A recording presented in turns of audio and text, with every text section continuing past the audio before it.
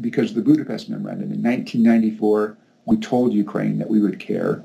And we told Ukraine that we would care in part to get something that was very important to the United States, which was the elimination of those 2,000 nuclear weapons.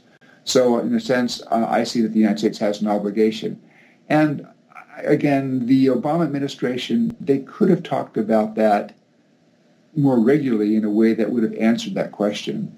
And then my second criticism would be that the Obama administration could have done more.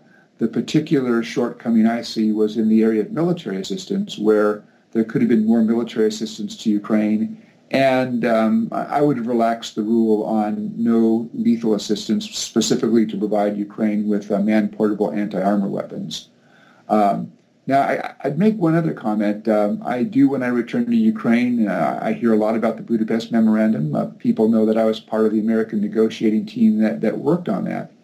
And I certainly understand Ukrainians today saying, look, things would be very different if we hadn't signed the Budapest Memorandum, if we'd kept some nuclear weapons. And that's hard to disprove. I mean, alternative histories are not easy to define. But what I would say is that there also would have been some very significant cost to Ukraine. And part of my book looks at what happened in what you might call the golden period in U.S.-Ukraine relations from 1995 through 1998, where with the nuclear weapons issue behind the countries, and that was over and settled, you saw a real expansion of U.S.-Ukraine relations. So in 1996, you had the declaration of a strategic partnership between Washington and Kyiv. And that was supported by the creation of a binational commission headed by Ukrainian President Kuchma and the U.S. Vice President Al Gore. You had lots of visits. In 1997, President Kuchma came to the United States 4 times. So you had that very strong tightening of relations between the United States and Ukraine at the top. That wouldn't have happened had Ukraine kept on nuclear weapons.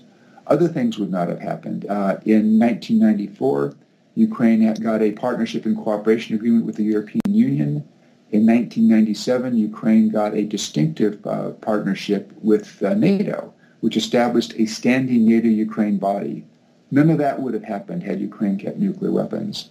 And on the economic side, had Ukraine gone, as I think Ukraine would have had to do, had it gone to the International Monetary Fund or the World Bank or the European Bank for Reconstruction and Development looking for low-interest loans, my guess is a Ukraine with nuclear weapons would have found that the executive directors on those institutions from the United States and Europe would have opposed that. So I can understand the desire now looking back to say things might have been different in 2014 had Ukraine held on to nuclear weapons, but there would have been substantial political and economic costs. And Ukraine would have found itself, I think, much more isolated from the West. Perhaps not a pariah state in the same way that North Korea is, but Ukraine would not have been a welcome partner had it tried to keep those nuclear weapons.